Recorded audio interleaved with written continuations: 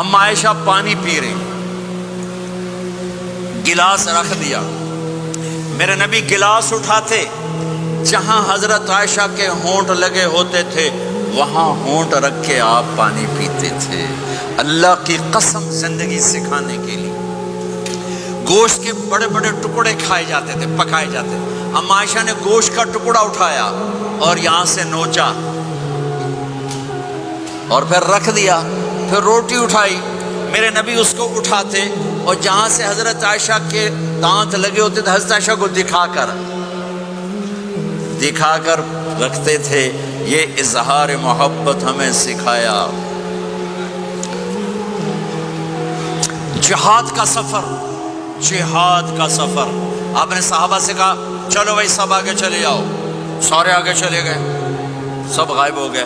آپ نے کہا عائشہ دوڑ لگائیں، عائشہ، نبی کہہ رہے ہیں، عائشہ نہیں کہہ رہے، عائشہ دوڑ لگائیں۔ آپ نے کہا لگائیں، تو کہا دوڑ لگائی تو میں آگے نکل گئی، آپ پیچھے رہ گئے۔ کئی سال گزر گئے، میں ذرا موٹی ہو گئی، تو پھر آپ نے کہا جہاد کا سفر، چلو بھائی آگے چلے جاؤ، سارے آگے چلے گئے۔ آپ نے کہا عائشہ دوڑ لگائیں، کہا لگائیں، کہا دوڑ لگائی تو آپ آگے نکل گئے۔ آپ نے کہا حاضی بتلک عائشہ، اس دن تو جیت گئی، آج میں جیت گیا۔ یہ میرے نبی کی زندگی ہے۔ آج یہ مولانا لگائیں گے دوڑ اپنی بیگم کے ساتھ؟ کہیں گے ہم بڑے مولانا، ہم کیسے دوڑ لگائیں؟ میرے نبی اپنی بیگم کے ساتھ دوڑ لگا رہے ہیں۔ یہ ہمیں زندگی سے جہاد کا سفر، جہاد کا سفر۔ اما عائشہ سفر شروع ہونے لگا، اونٹ پہ بیٹھ گئی، اونٹ پہ بیٹھ گئی، یوں دیکھا اپنے گلے میں ہار کوئی نہیں، گلے کا ہار کوئی نہیں۔ کہنے لگے یا رسول اللہ میرا تو ہار گم ہو گیا ہے، میرا ہار کوئی نہیں ہے۔ سفر کیا ہے؟ جہاد کا۔ آپ نے کہا چلو بھائی عائشہ کا ہار ڈھونڈو، سب کو ہار ڈھونڈنے میں لگا دیا، وہ ہار ملا ہی نہیں۔ دیر ہوتی گئی، مغرب ہو گئی، عشاء ہو گئی، ہار نہیں ملا، اب رات ہو گئی، کیا ملے گا؟ فجر کا وقت آ گیا، پانی کوئی نہیں۔ سارے صحابہ نے ابو بکر صدیق کو جا کر گلہ کیا، دیکھ تیری بیٹی کی وجہ سے کیا ہوا، اب پانی کوئی نہیں، وضو کیسے کریں؟ تیمم ابھی آیا نہیں تھا، وضو کیسے کریں؟ تو حضرت عائشہ کہتی ہیں ابو بکر میرے خیمے میں آ گئے، وہ تو باپ ہیں، اب آپ یوں بیٹھے اور آپ کے ہمارے نبی نے حضرت عائشہ کی گود میں سر رکھا ہوا اور سوئے ہوئے، اب ذرا مجھے دیکھنا۔ تو ابو بکر غصے میں آئے، دیکھا اللہ کا نبی سو رہے، تو بیٹی کو ڈانٹنا چاہتے تھے کہ تیری وجہ سے میں تانے سن رہا ہوں۔ آگے دیکھا تو اللہ کا نبی سوئے ہوئے، تو اب وہ کہہ رہے ہیں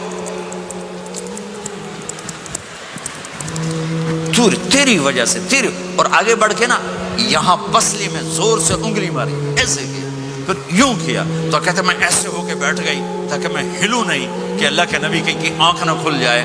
سارے لشکر کو روک دیا اپنی بیگم کے ہار کی وجہ سے، اللہ کی قسم زندگی سکھانے کے لیے۔ اور پھر اللہ نے کیا کیا؟ اللہ نے کیا کیا؟ جب فجر کا وقت ہے تو اللہ نے کہا چلو بھائی مٹی سے تیمم کرو، آپ وضو کی پانی نہیں تو تیمم کرو۔ پھر صحابہ کہنے لگے واہ واہ ابو بکر تیرے گھر کی تو فعل کتنی بڑی ہمیں دولت مل گئی کہ ہمیں تیمم مل گیا، تیمم مل گیا۔ حضرت عائشہ نے کہا یا رسول اللہ اب چلیں، ہار نہیں ملتا۔ پھر آپ نے کہا چلو بھائی سفر شروع کرو۔ جب اونٹنی کو اٹھایا تو ہار نیچے پڑا ہوا تھا، وہ نیچے کہیں چلا گیا تھا۔ یہ زندگی میرے نبی سکھا کر گئے ہیں۔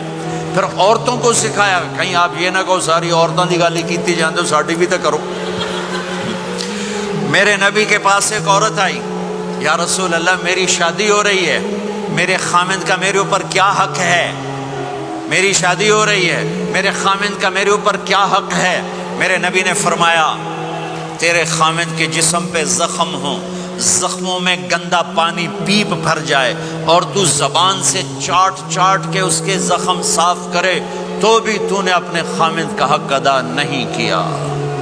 ہاں میرے نبی تشریف لے جا رہے تھے، اونٹ نے سجدہ کیا، صحابہ کہنے لگے یا رسول اللہ یہ اونٹ آپ کو سجدہ کر رہا ہے، ہم نہ کریں سجدہ؟ نہیں، میری شریعت میں سجدہ اللہ کو ہے، اگر ہوتا تو میں بیوی سے کہتا خامند کو سجدہ کر۔